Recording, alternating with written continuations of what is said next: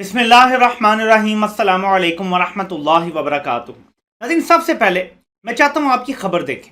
92 news की ये खबर है कि अपोजिशन का हुकूमती अरकान पार्लिमान को मुस्तफ़ी कराने पर गौर। आपको पता है कि अपोजिशन एक दावा कर रही है मुसलसल, और वह दावा ये है कि हम इमरान खान के अपने बंदे तोड़ सकते हैं, हमसे लोग राब्ते में हैं। लेकिन यहाँ पे एक मसला है, एक आईनी रुकावट है अपोजिशन के रास्ते में। इमरान खान की अपनी पार्टी के 160 के 160 लोग भी इमरान खान को छोड़ जाएं, 156 है टोटल, वो सारे भी छोड़ जाएं, तब भी इमरान खान के खिलाफ वो अदम एतमाद का वोट नहीं दे सकते। ये आईनी रुकावट है। अगर वो कोई भी इस किस्म की हरकत करते हैं वो नाअहल हो जाएंगे। ये आइन में लिखा हुआ है, पाकिस्तान के एक प्रोसेस है, उसके बाद वो नाअहल हो जाएंगे।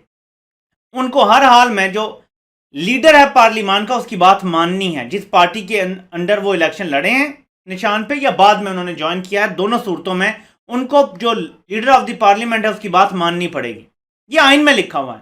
फाइनेंस बिल हो यानी आपका बजट हो वहां भी, या आदम एतमाद हो वहां भी, या एतमाद का वोट हो, ये लाजमी वोट आपको देना पड़ता है, गैर हाजिर भी नहीं हो सकते। तो इनको मसला क्या पड़ा हुआ है मैं आपको बताता हूँ। ये जो नाज़रीन ऑल पाकिस्तान चोर एसोसिएशन है, इस टाइम ये सलाह मशवरा कर रहे हैं, वो क्लास से बात कर रहे हैं। ये 92 न्यूज़ की ये खबर ये बताती है, अगर हम 10 से 15 लोगों को नैली से बचाना चाहते हैं लेकिन इमरान खान को भी कमज़ोर करना चाहते हैं, तो हम उनसे इस्तीफे दिलवा देते हैं। अगर वो इस्तीफे दे देते हैं तो इस्तीफे देने के बाद हम इमरान खान पे दबाव डालेंगे, या शायद कोई नेचुरल ऐसा हो जाएगा कि क्योंकि उनके नंबर्स कम हो जाएंगे कि उनको एतमाद का वोट लेना पड़ेगा। और अगर फाइनेंस बिल आ जाता है और उसके करीब ये इस्तीफे दिलवाए जाते हैं, तो फाइनेंस बिल में तो आपको कम अज कम सादा अक्सरियत चाहिए होती है, और अगर आप फाइनेंस बिल यानी बजट पास ना करवा सकें तो हुकूमत खुद ब खुद गिर जाती है। इस तरह की टेक्निकल चीज़ों पे अब गौर किया जा रहा है, क्योंकि इनकी दाल गल नहीं रही। जो सीधे तरीके से दाल गलती है वो गल नहीं रही, तो इस तरीके से इनडायरेक्ट तरीके से शबखून मारने की प्लानिंग की जा रही है। मैं यहाँ पे इनको मसला बता देता हूँ कि इनके साथ होने क्या वाला है। इस्तीफे दिलवा देते हैं, तो वहां मैं इसका पहले आपको मसला बता दूं, फिर इमरान खान ने क्या कहा है वो भी मैं आपको सुनवाता हूँ। ये इस्तीफे दिलवा देते हैं बिलफर्ज। आपको पता है तहरीक इंसाफ के तमाम अरकान ने धरने के दौरान इस्तीफे दे दिए थे। वो इस्तीफे 6 महीने या साल तक कबूल नहीं हुए थे। ये इस्तीफे दे देते हैं स्पीकर को। फॉर एग्जाम्पल 15 इस्तीफे आ जाते हैं, स्पीकर एक एक करके बंदे को बुलाता है, हर 15 दिन महीना वो फी इस्तीफा लगा देता है, और उनके इस्तीफे कबूल करने में साल और गुजार देता है। तो ये तो इलेक्शन आ जाएंगे सर पे, फिर क्या हुकूमत गिरानी किसी ने। तो ये जो इस्तीफे देने वाला ऑप्शन है इनका कि हम तरीके इंसाफ के अंदर के लोग, तो ये तो यहीं पे तबाह बर्बाद हो जाएगा। ये तो बिल्कुल बॉल इमरान खान के हाथ में दे देंगे। पॉलिटिकल दबाव जरूर डाल सकते हैं, लेकिन इससे ज्यादा कोई काम इससे नहीं लिया जा सकता। तो मैं अब आगे चलता हूं, आपको सुनाता हूं कि इमरान खान क्यों इतने पुरएतमाद हैं। उनका लहजा जरा सुने आप। ये चंद सेकंड का क्लिप आपको बहुत कुछ बता देगा। इनके अदम एतमाद में कितना इन तिलों में तेल है वो आपको समझ आ जाएगा। तो ये जरा गौर से सुने। सबसे ज्यादा सेंटेंस जब से हमारी गवर्नमेंट आई वो है घबराना नहीं।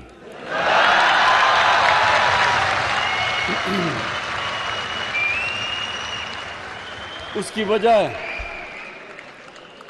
वजह कि जब हमें गवर्नमेंट मिली तो हालात बहुत बुरे थे।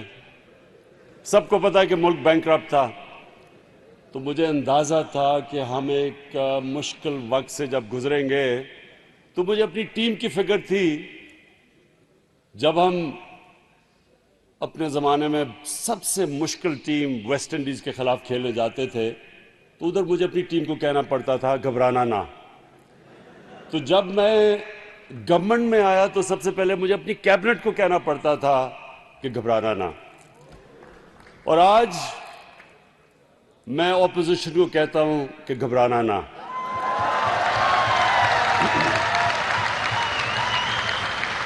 ज़रा इमरान खान के आपने अल्फाज पे अगर गौर किया हो, उनकी बॉडी लैंग्वेज पे अगर आपने गौर किया हो, मुश्किल वक्त था, पहले मैं कैबिनेट को कहता था कि आपने घबराना नहीं है, अब मैं अपोजिशन को कह रहा हूं कि घबराना ना। बॉडी लैंग्वेज भी और अल्फाज भी बदल चुके हैं। वो जो परेशानी के आसार नजर आ रहे थे, वो जो स्याह बादल मंडला रहे थे, वो छटते हुए नजर आ रहे हैं। अपोजिशन जितना मर्जी जोर लगा ले, ऐसा ही नजर आ रहा है कि वो बेबसी की तस्वीर बनी हुई है। उन्हें समझ नहीं आ रहा कि क्या करें। जहांगीर तरीन की मुलाकातों की खबरें जारी की जाएं या पीपल्स पार्टी को दोबारा मनाने की खबरें हों, सब अपोजिशन सेम पेज पे होने की खबरें हों, हुकूमत के अंदर से लोगों के टूटने की खबरें हों, इन सब खबरों के बावजूद इमरान खान उसी तरह से हशाश बशाश और पुरअतमाद नजर आ रहा है। इमरान खान रूस के दौरे पे जा रहे हैं। इस दौरान ये खबरें छोड़ी जा रही हैं कि तहरीक-ए-एतमाद वाइल इमरान खान रूस में होंगे पेश कर दी जाएगी। अब ये तो हो नहीं सकता कि 2 दिन में ही वो हो जाएगी, वोटिंग भी हो जाएगी, ऐसा नहीं होता। आई थिंक 7 दिन होते हैं, उसके अंदर अंदर उसने वोटिंग होनी होती है या इस तरह का कोई मामला होते हैं। तो ये तो हो नहीं सकता। सिर्फ इसकी वजह ये होगी कि कहीं पाकिस्तान में दौरे रूस के हवाले से मस्बत खबरें ना लग जाएं, इमरान खान की PR और ना बढ़ जाए, मकबूलियत में मजीद इजाफा ना हो जाए, क्योंकि इमरान खान की जो मकबूलियत बहुत गिर चुकी थी वो आहिस्ता आहिस्ता फिर से उठना शुरू हो गई। और इलेक्शन ईयर स्टार्ट होने तक ये मकबूलियत अगर फिर से बढ़ना शुरू हो जाती है और जो प्रोजेक्शन दी जा रही है महंगाई के हवाले से अगर वाकई वो दुरुस्त साबित होती है और महंगाई नीचे आ जाती है, तो ये मकबूलियत तो फिर से बढ़ जाएगी और 2018 के लेवल से भी ऊपर चली जाएगी कि अब तो बहुत सारे काम फलाई हो भी चुके हैं और कुछ हो रहे हैं और आवाम को नजर भी आ रहे हैं ग्राउंड पे। तो ये अपोजिशन की जो कोशिशें हैं, जो परेशानियां हैं, मैं देख रहा था खावर घुम्मन साहब वो बहुत वसूख से एक बात करते हैं। वो कहते हैं कि जो लाहौर के वाले साहब है ना, यानी शहबाज शरीफ हैं, उनके केसेस बड़े स्ट्रांग हैं और ये परेशानी है जिसकी वजह से वो हाथ पांव मार रहे हैं। और यही बात मुसलसल मैं भी कर रहा हूँ, कुछ और दोस्त भी कर रहे हैं कि ये जो ज्यादा हाथ पांव मारे जा रहे हैं, इनको यकीन हो गया है कि बचना बड़ा मुश्किल है। लेकिन इन्हें शायद ऐसा महसूस होने लगा है कि अगर मामलात को हमने संभाला नहीं और साल डेढ़ और ऐसे ही गुजर गया तो तब तक रिलीफ लेना, ढील लेना बड़ा मुश्किल हो जाएगा, कहीं ना कहीं आके हम फंस जाएंगे। इसलिए यह परेशानी है, यह अदम एतमाद वाली चीखें भी इसीलिए मारी जा रही हैं। परेशानी है, इनको समझ नहीं आ रहा कि किस तरफ हम जाएं, कौन सा दरवाजा खटखटाएं। गेट नंबर 4 पे सारी कोशिशें कर चुके हैं, वहां से जब ओके होती है ना रिपोर्ट, तो ऐसे मुशर्रफ ने रात के अंधेरे में इनको यूं निकाला था कि इनकी अपनी पार्टी को भी नहीं पता चला था और इलाज के बहाने नवाज शरीफ जद्दा पहुंच गए थे। ऐसे होता है, वहां से फिर इतने ज्यादा पापड़ नहीं बेलने पड़ते कि कभी आप जहांगीर तरीन के पांव पकड़ने की खबरें चलवा रहे हैं, कभी आप दोबारा से पीपल्स पार्टी को छोड़ के दोबारा मनाने की बातें कर रहे हैं।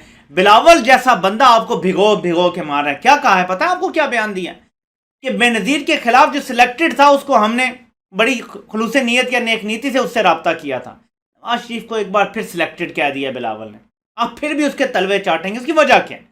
नाज़रीन, आप सिंपल, इसका ये कोई रॉकेट साइंस नहीं है, सिंपल मैथ्स है। 2+2 है 4 है। ये शहबाज शरीफ बुरे फंस रहे हैं अपने केस में और इस केस से बचने के लिए वो हर चीज मानने के लिए तैयार हैं, हर दर पे हर चौखट पे झुकने के लिए तैयार हैं, वो ये काम कर रहे हैं।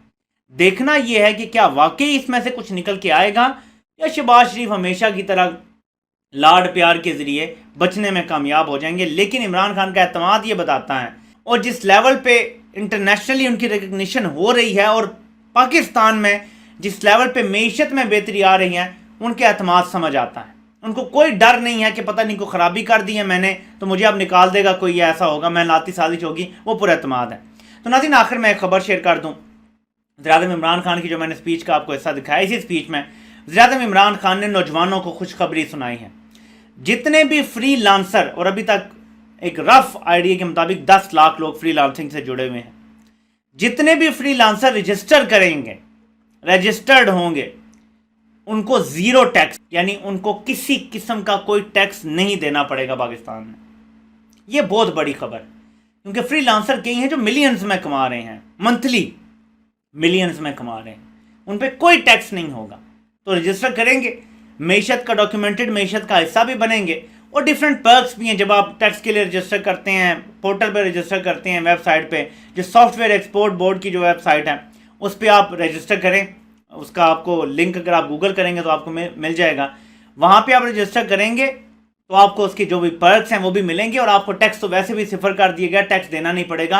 हुकूमत जो प्लान बना रही है, आप इसको एम्बिशियस कहें, ओवर एम्बिशियस कहें, अपनी IT एक्सपोर्ट को $50 अरब तक अगले 5 सालों में लेके जाने की बात की जा रही है। हर साल इसमें 100% इजाफा होगा। आज अगर 2 अरब हैं तो अगले साल 4 अरब करनी है, उससे अगले साल 8 अरब करनी है, उससे अगले साल 16 अरब करनी है, उससे अगले साल 32 करनी है और 5-6 सालों में ये $50 अरब क्रॉस कर जाएंगी, ये कहा जा रहा है। यानी हर साल 100% एक्सपोर्ट्स बढ़ाने का फैसला किया गया है। ज़ाहिर है इसके हवाले से पॉलिसीज बनानी है हुकूमत ने, तो काम तो ज़ाहिर नौजवानों ने करना है। आजकल नौजवान जब पढ़ लिख जाता है तो वो इसी काम की तरफ आए। ये फ्रीलांसिंग का दौर है, ये ई-कॉमर्स का दौर है, फ़ायदा उठाएं इससे, यही पैसा कमाने का जदीद तरीका है। गवर्नमेंट जॉब्स के पीछे मत भागें।